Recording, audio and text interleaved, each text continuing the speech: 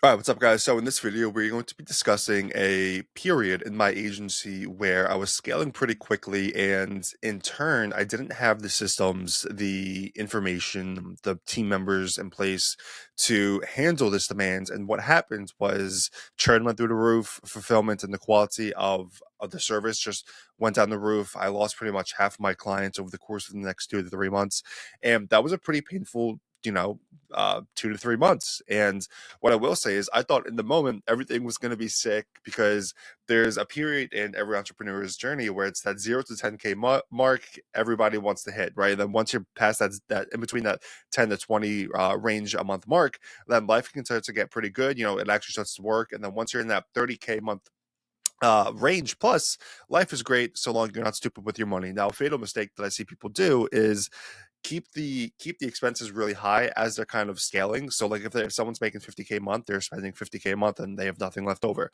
So if you're able to kind of scale while also keeping expenses relatively low or at the same as when you didn't even hit your first 10K a month, then you can make so much quicker progress in such a shorter amount of time.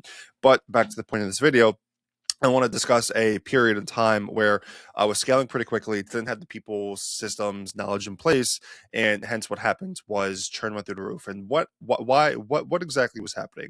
So I was at 13 clients, and my time was getting spread way too thin.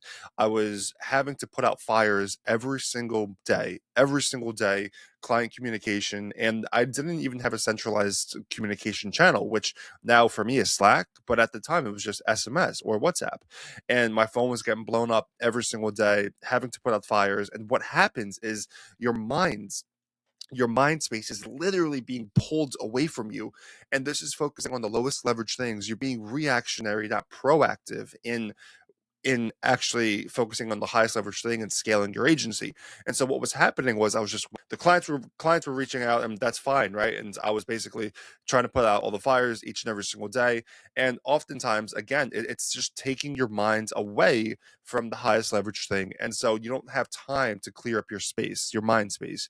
You don't have time to focus on paid ads or acquisition, because in because two really good rules of thumb to live by in the agency space is never stop selling, never stop recruiting. And there was a time for this where I just couldn't sell because my time was just so spread thin, and I was taking maybe a few sales calls a week, and that was it. And in addition to that, the fulfillment was customized to each client. Now, car companies, everything is systemized. They make the exact same car, and it's just a rinse and repeat cycle. That should be the exact same way of your fulfillment. Now, you will tweak some of the images, some of the copy to that specific client, which is of course what we do, but it should still be relatively congruent with everything else. And everything that I was doing at the time was super customized. People were asking for all these requests, and I was saying yes. And it just was completely chaotic. I was spending so much time on fulfillment, more than I should have, like probably 15 to 20 hours a week just on fulfillment at the time. And it wasn't fun. It wasn't something that was sustainable. And I just didn't know how to allocate my time. And in the new mentorship that I joined, something that absolutely changed the way I think about my time, and this was a pretty gruesome activity, but one that I recommend for all of you watching this, and that is, for a week straight, every 30 minutes, write down 1 to 2, 3, 4 words what you did during that 30-minute time block. At the end of that week, audit everything that you did and rank them from highest to lowest leverage, 1 through 5. And so if you're, for example, spending an hour on fulfillment, that's relatively low leverage. That's like a $10 an hour task. And so at the end of the week, you want to kind of see what task are super low leverage and then delegate them immediately. Now, there are different rules when it comes to delegating. One, like I just said, is either super low leverage. Two is, if you don't like doing it, completely delegate it immediately. I know a lot of people who don't like taking sales calls, and so if you like really don't like taking sales calls and it's hurting performance, that's fine. Hire someone else, but just know that you won't be able to kind of train them, and so you'll have to kind of make it a little bit more out of pocket for for actual talent and finding A players. Now you will, yeah. So when it comes to that, just know that you won't be able to train them because you don't like it and you're not getting good at the skill. So you'll have to actually hire A players and then train those people into becoming managers, and then from so on and so on. So in addition to that, guys, the the solution was this. It was just as simple as this: one setter. Now, never underestimate the importance of a good setter. Oftentimes, you will, obviously, talent is going to come at a cost. If you truly want A players, then you're going to have to pay out of pocket more than you might like initially. But the returns are substantial and exponential compared to a B or C player that you're training. And so the returns come, and this is all an investment. Don't think of this as just an expense. It's an investment into your company. You're also learning how to hire, you're also learning how to build a team, you're also learning how to manage people. And so again, one of the lessons that I continuously preach on this channel is it's about the skills that we are developing. That's really what it comes down to. The most capable people on this earth are the most equipped to every single situation that you could think of. And that's pretty much what it comes down to. So one good setter, even if you guys have to pay, a $500 base or $1,000 base to a setter plus 5% commission or whatever it might be, that's fine. If you just close one deal from that setter, you're still gonna that's it. That's your expense right there. And the setter is essentially a filter into your sales calls. They're not allowing people who have no money to go broke. And one of the things that you guys have to do with your setters is define who you guys want to work with. Now, Hermosi, who I learned this from, said 80 or the 80% of the clientele that you have is often the individuals who you don't want to work with, and they don't make up a majority of the revenue. I don't know if it's 80, actually I don't know if it's 80%. It's pretty high, especially if you are in the beginning of your agency. You're going to say yes to everyone, but I know in my experience who a good roofer is and who a good roofer isn't. And some of those qualities we have to completely watch out for, or else they're going to slip past the setter onto the sales call and just waste our time. That's really so. One of those qualities is this. I've found that clients that want to finance PIFs often have the brokest mindset and will often churn because there's no helping them. They're 40, 50 years old. There's nobody kind of able to kind of reinstill these beliefs into them, and they're so stuck in their ways that a couple reframes or setting expectations still won't do the job. So I remember there was a time as well where I had a $2,500 package that a client wanted to finance 4 ways, and this is when I first started out. And I was like, fuck yeah, let's go. Like, this is sick.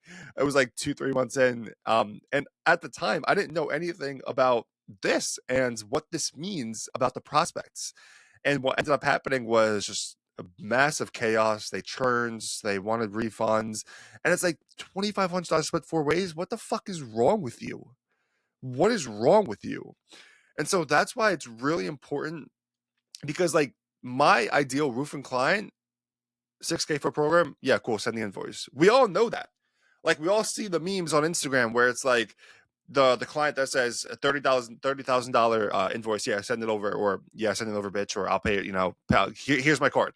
And then like the $2,000 client asking for it to be financed 4 or 5 ways.